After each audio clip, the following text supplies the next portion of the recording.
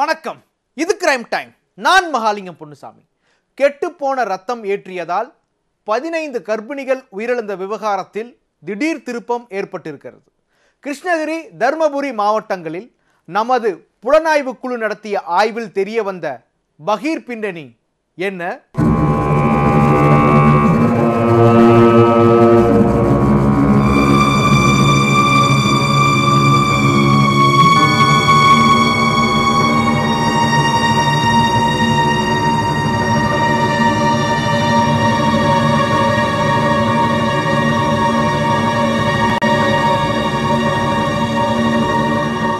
கிருஷ்ணகிரி, தர்மபுரி மாவட்டங்களில் உள்ள அரசு மருத்துவமனைகளில் சிகிச்சை பெற்ற கர்ப்பிணிகளில் 15 பேர் உயிரிழந்த விவகாரம் தமிழகத்தையே புரட்டி போட்டது.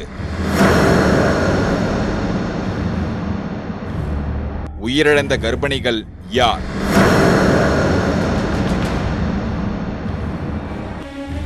அவர்களது குடும்பத்தினர் சொல்வது என்ன?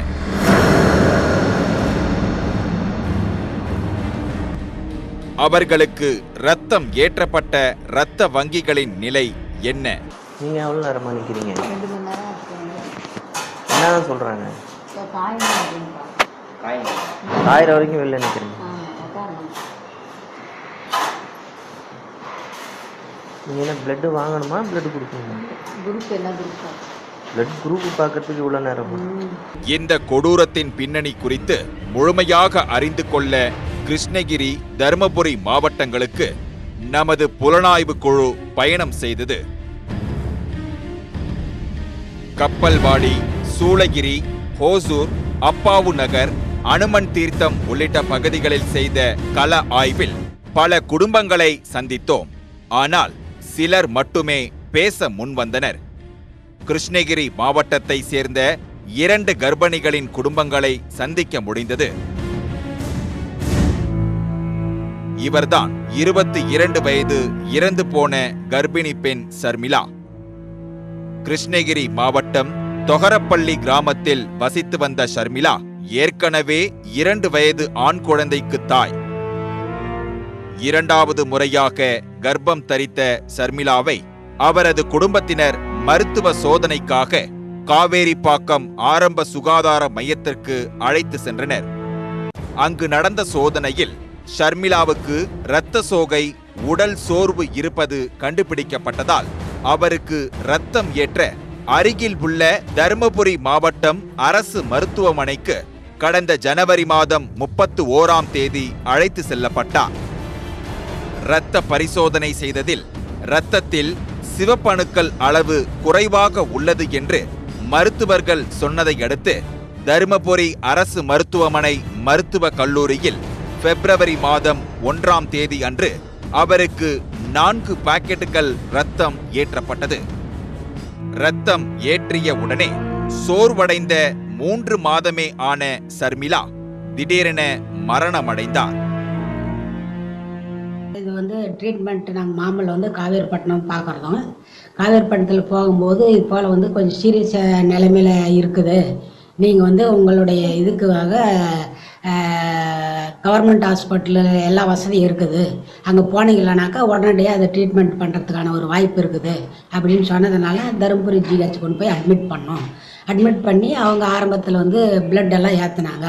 பிளட் ஏற்றி ட்ரீட்மெண்ட் பார்த்துனே இருக்கும்போது அது ஃபெயிலியர் ஆகி இது மாதிரி ஒரு சூழ்நிலை உருவாகிடுச்சுங்க.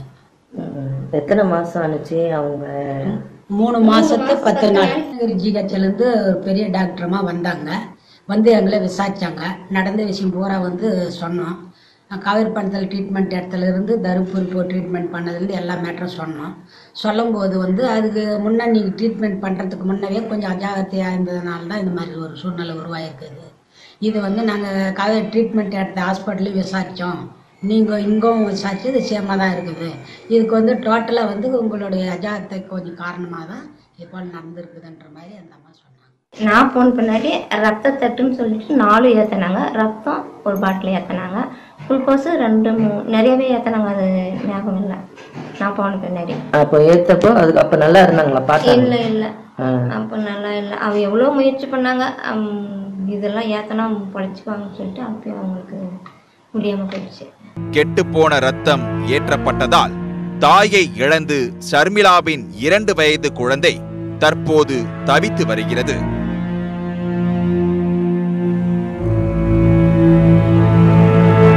அடுத்து கிருஷ்ணகிரி மாவட்டத்தில் உள்ள இன்னொரு கர்ப்பிணியின் குடும்பத்தை சந்திக்க பயணித்தோம். 18 வயதான 9 மாத கர்ப்பிணி என்பதால் அவருக்கு விவரங்களையும் புகைப்படத்தையும் வெளியிடவில்லை. 2019ஆம் ஆண்டு ஜனவரி 15ஆம் தேதியில் கர்ப்பிணிக்கு தருமபுரி அரசு மருத்துவக் கல்லூரி மருத்துவமனையில் இரத்தம் ஏற்றப்பட்டது. ஆனால் சில நிமிடங்களில் மயக்கமடைந்த அக்கர்ப்பிணி உயிரிழந்தார். மருத்துவமனையில் நடந்தது என்ன என்பதை அவரது குடும்பத்தினரே விளக்குகின்றனர். இது நீங்க இப்ப எமர்ஜென்சின்னு கூட்டு போனீங்க. கூட்டு போனப்ப அவங்க என்ன சொன்னாங்க? கூட்டு போவங்கள எதுவும் சொல்லலைங்க. அப்புறம் தான் ஒரு நாள் கழிச்சு மறு நாள் தான் ரொம்ப பிளட் கம்மியாக இருக்குது, பிளட் ஏற்றணும், பிளட் பேங்க்ல போய் பிளட் வாங்கிட்டு வாங்கன்னு எழுதி கொடுத்தாங்க, ரிப்போர்ட் கொடுத்தாங்க. அப்புறமே பிளட் பேங்கில் கொடுத்தோம், அவங்க கொடுத்தாங்க. இந்த பிளட் இந்த பொண்ணுக்கு சேராமல் போகலான்னு சொன்னாங்க. ஆனால் எத்தனை பிளட் கொடுத்தாங்க? எத்தனை கவரில் கொடுத்தாங்க, எத்தனை பாக்கெட்னு தெரியலைங்க. சின்ன சின்ன கவரில். யாரும் இல்லையா? இல்லைங்க.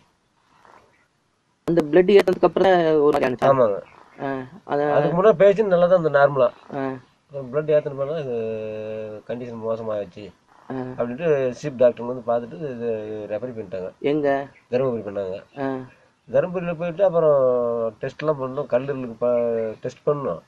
எங்கள் அந்த ஃபஸ்ட் டெஸ்ட்லாம் பொங்கலுங்க லீவில் இருக்கிறாங்க அப்படின்ட்டு தனியார்லேருந்து டாக்டர். எந்த மாதம் அது? 1வது மாதம். வயிற்றில் சேயுடன் மருத்துவமனைக்கு சென்ற இந்த கர்ப்பிணிகள் உயிரிழக்க யார் காரணம்? சர்ச்சையில் சிக்கிய இரத்த வங்கிகளின் தற்போதைய நிலை என்ன?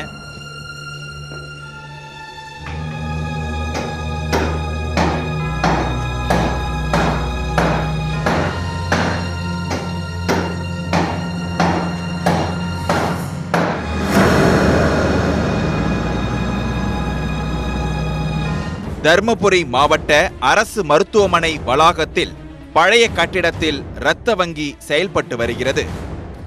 இரத்த வங்கிக்குள் சென்று பார்த்தால் நமக்கு கண்ணில் இரத்தம் வருகிறது.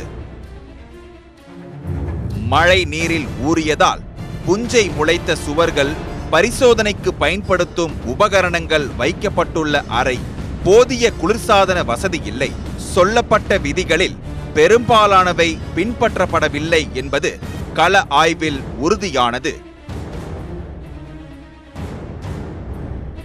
இதேபோல் கிருஷ்ணகிரி மாவட்ட அரசு மருத்துவமனை வளாகத்தில் உள்ள இரத்த வங்கியின் நிலைமையும் மோசமாகத்தான் உள்ளது.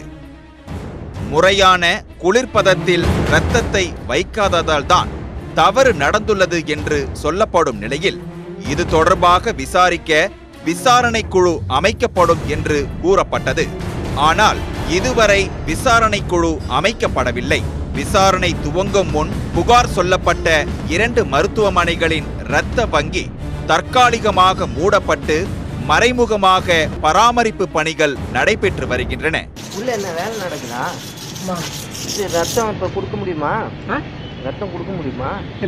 இப்போ தெரியலங்க, அதெல்லாம் நமக்கு தெரியாது. மாற்றம் செய்யப்பட வேண்டியது அவசியம்தான். ஆனால் விசாரணைக்கு முன்பே ஆதாரங்களை அழிப்பது ஏன் என்ற கேள்வி எழுகிறது. சொல்லுங்க சார். இந்த கிருஷ்ணகிரியில அந்த பிளட் பேங்க் பிரச்சனை வந்ததுல அது தொடர்பா நம்ம என்னென்ன நடவடிக்கை எடுத்திருக்கோம் சார்? அது ஆக்சுவலா இந்த பிளட் பேங்க் எல்லாம் மாத்திட்டாங்க. அப்புறம் புதுசா ஃப்ரிட்ஜ் வாங்கியிருக்காங்க. அது எவ்வளோ ரூபா ப்ராஜெக்ட் சார்?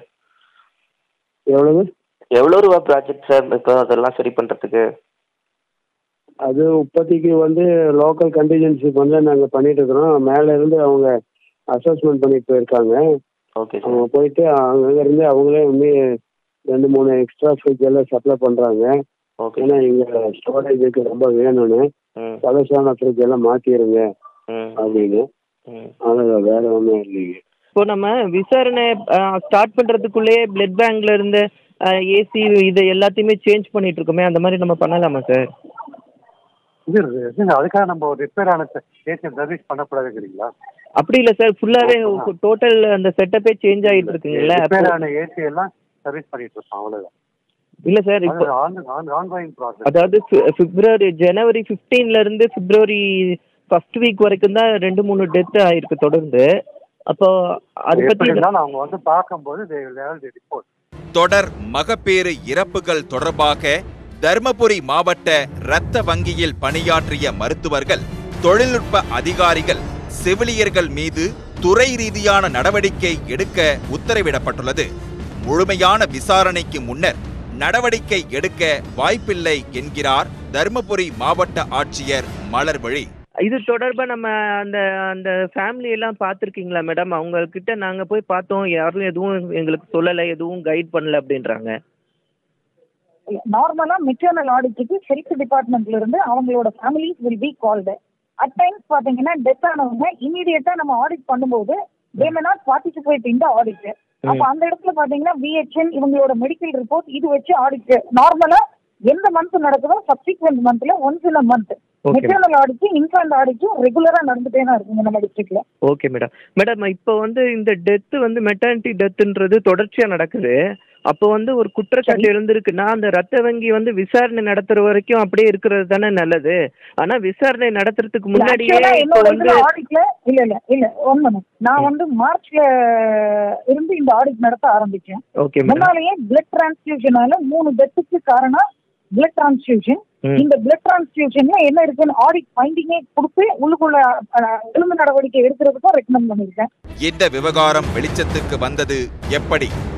மாவட்ட ஆட்சியர் தலைமையிலான ஆய்வில்தான் கர்ப்பிணிகள் உயிரிழப்பிற்கு கெட்ட ரத்தம் காரணம் என்பது தெரிய வந்தது. ஆனால் செய்தி விஸ்வரூபம் எடுத்த நிலையில் பல்வேறு துறையினர் ஒருவரை ஒருவர் மாறி மாறி குற்றம் சாட்டிக் கொள்கின்றனர். இந்த விவகாரத்தில் எழும் கேள்விகள் என்ன? கர்ப்பிணிகளுக்கு கெட்ட ரத்தம் ஏற்றப்பட்ட காலகட்டத்தில் பிற நோயாளிகளுக்கும் அதே இரத்த வங்கியிலிருந்து இரத்தம் ஏற்றப்பட்டதா? அப்படி என்றால் கெட்ட இரத்தம் ஏற்றப்பட்டதால் உயிரிழந்தவர்களின் எண்ணிக்கை அதிகரிக்க வாய்ப்புள்ளதா? இறந்த கர்ப்பிணிகளின் குடும்பங்களுக்கு உரிய தகவல் கொடுக்கப்படாதது ஏன்? இறப்பு சான்றிதழ் தவிர சிகிச்சை தொடர்பான ஆவணங்கள் கர்ப்பிணிகளின் குடும்பத்தினருக்கு வழங்கப்படாதது ஏன்? பாதிக்கப்பட்ட குடும்பங்களுக்கு அரசு எப்போது நிவாரணம் அளிக்கப் போகிறது? இனிமேல் இது போன்ற தவறுகள் நடக்காமல் இருக்க தனி கண்காணிப்பு குழு அமைக்கப்படுமா? குழந்தை பேறு என்பது ஒவ்வொரு பெண்ணுக்கும் மறுபிறப்பு. பொருளாதார நெருக்கடியால் அரசு மருத்துவமனைகளுக்கு செல்லும் கர்ப்பிணிகளை அரசு அதிகாரிகளின் அலட்சியம் கொலை செய்ய அனுமதிக்கலாமா? தவறு செய்தவர்கள் தண்டிக்கப்பட போவது எப்போது? தவறுகள் சரி செய்யப்படவில்லை என்றால் இறந்த கர்ப்பிணிகளின் ஆன்மா அரசு அதிகாரிகளை மன்னிக்காது.